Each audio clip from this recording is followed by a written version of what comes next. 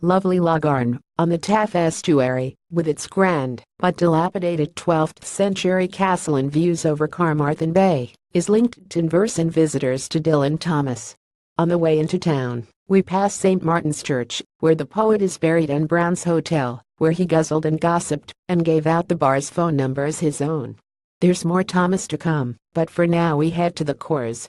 A small stone bridge over the Corn leads into a large garden where, on a sunny autumn day, a Japanese pagoda tree dazzles in red and orange.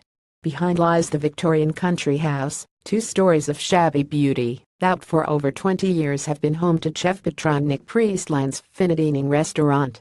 The Blue Room, but the times they are a-changin', as another famous Dylan once observed, and Nick is now scaling back the restaurant in favor of providing accommodation in 3 artfully decorated, comfortable and well-appointed guest rooms. Over afternoon tea, Nick tells my wife and me about his early artistic life in London. His own abstract paintings are dotted around the restaurant, bar and rooms, and the years he has now spent back in Laugharne, running the restaurant and hosting performers at the town's annual Laugharne Weekend Festival. I ask, to laughter from Nick, if it's now all about the rooms. Well, it's supposed to be, but I have so many regulars I'm still opening the restaurant Thursday to Saturday. He's also guilty of understatement when he tells me the rooms were tidied up a bit before being opened to guests. From the moment he shows us the garden-facing Blue Room, it's obvious he understands what it takes to create atmosphere. Shutters pull back to reveal windows onto the garden, while inside there's an old fireplace, lilac walls and objects art providing plenty of character. Add a double bed that's soft and inviting, and you have perfect short break material.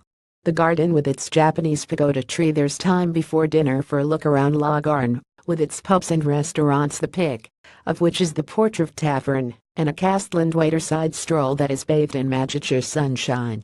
We walk past Thomas's writing shed to his home, now the Dylan Thomas Boathouse, a museum interim with a terrace that has views over the estuary.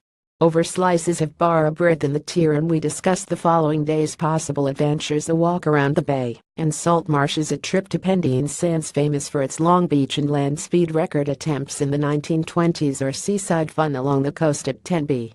The Kors bar area. That evening Nick is ready in the bar with wine, laughter and gossip. I forget he is also meant to be cooking.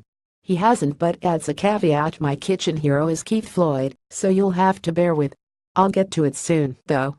And indeed he does. Our starter of smoked haddock creme brulee is creamy and has sizable chunks of fish, while a main of salt marsh lamb with dauphinoise potatoes is modern European, done with balance and finesse. Dessert brings lemon tart for me, and sticky toffee pudding for my wife. It also brings contentment.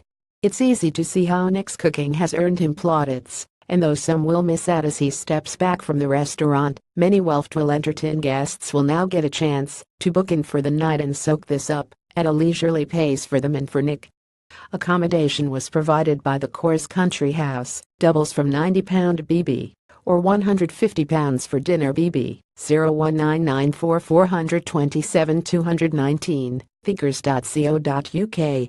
For more information on the county, visit carmarthenshire.com. Ask a local. Maggie James, Arts Coordinator, Carmarthenshire County Council. Laugharne Castle Walk. The coast and Carmarthen Bay views are stunning on the Dylan Thomas birthday walk, inspired by his poem in October.